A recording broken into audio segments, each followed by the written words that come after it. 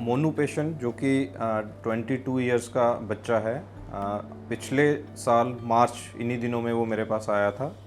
उस टाइम उसकी जो स्वेलिंग है एक लेफ़्ट आई में पूरी स्वोलन थी और उस आंख से वो देख भी नहीं पा रहा था। और उसके जो नेक थी उसमें बड़ी बड़ी गांठें थी जिसमें उसको सांस लेने में दिक्कत थी और खाना खाने में भी उसको बहुत प्रॉब्लम आ रही थी। पेशेंट मोनू मेरा भाई है। 2020 में हमें पता चला कि इसको नाक से सांस आनी बंद हो रही है और इसकी आंखें बाहर आ रही हैं। फिर हमने ईएनटी डॉक्टर को दिखाया लोकल हॉस्पिटल में ही, नर्सिंग होम में। तो उन्होंने सीटी स्कैन के लिए बोला। तो उसमें पता लगा कि ट्यूमर है।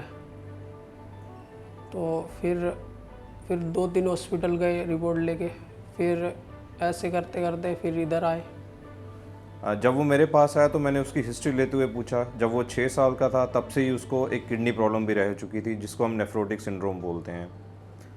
सब डायग्नोसिस और सब वर्कअप के बाद जो इस बार उसकी बीमारी थी वो एक अलग थी, जो कि नेज़ोफ्रिंजल कैंसर बोलते हैं जिसको, जो कि हमारे एक हेड एंड नेक का एक पार्ट है नेज़ोफेरिंक्स, उसका कैंसर होता है। ट्रीटमेंट तो इसका बहुत ही सिंपल था हमारे लिए, जिसमें कि हम कम्बिनेशन करते हैं रेडिएशन थेरेपी का और कीमोथेरेपी का।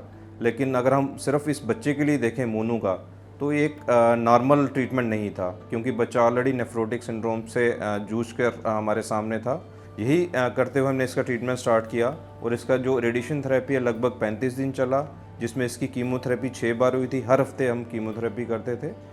1 हफ्ते या 10 दिन ट्रीटमेंट स्टार्ट होने के बाद ही बच्चे को बहुत अच्छा रिस्पांस आना शुरू हुआ, जिसमें कि इसकी जो आई की स्वेलिंग थी वो कम होना शुरू हो गई, जो उसकी नेक में गांठें आ रही थी वो कम होना शुरू हो गई और इसकी विदिन 15-20 डेज बहुत अच्छी इंप्रूव होना शुरू हो गई। नाक में से पहले बिल्कुल सांस नहीं आती थी, अब नाक में से बिल्कुल सांस आती है। आंखों की रोशनी भी थोड़ी थोड़ी बढ़ रही है। मोनू का जो ट्रीटमेंट हुआ है वो बिल्कुल फ्री ऑफ कॉस्ट हुआ है, EWS कैटेगरी के थ्रू। तो इसमें हमें कोई दिक्कत नहीं हुई, सब कुछ फ्री ऑफ कॉस्ट हुआ है। कीमोथेरेपी, रेडिएशन, दवाइयाँ वगैरह सब कुछ फ्री। डॉक्टर वगैरह तो बहुत अच्छे हैं इधर के, और स्टाफ तो बहुत ही ज़्यादा अच्छा है। बाकी घर जैसा ही देखते हैं इधर। मेरा मैसेज एक जनरल पब्लिक से यही है कि अगर कोई भी आपको सांस में दिक्कत आ रही है, अगर आपको अपनी नेक में कुछ स्वेलिंग या गांठ दिख रही है, आप अपने नियर फिजिशियन, अपने फैमिली फिजिशियन से उसको जल्द से जल्द मिलिए, क्योंकि ये कैंसर हो सकता है। और जैसी हमारी स्टोरी मोनू की थी, और उसी तरीके से हर एक पेशेंट अगर टाइमली हमारे पास आए तो वो एक क्योर की तरफ और अच्छी ज़िंदगी अपनी उसके बाद गुजार सकते हैं। Subscribe to our YouTube channel and press the bell icon to get the latest healthcare updates.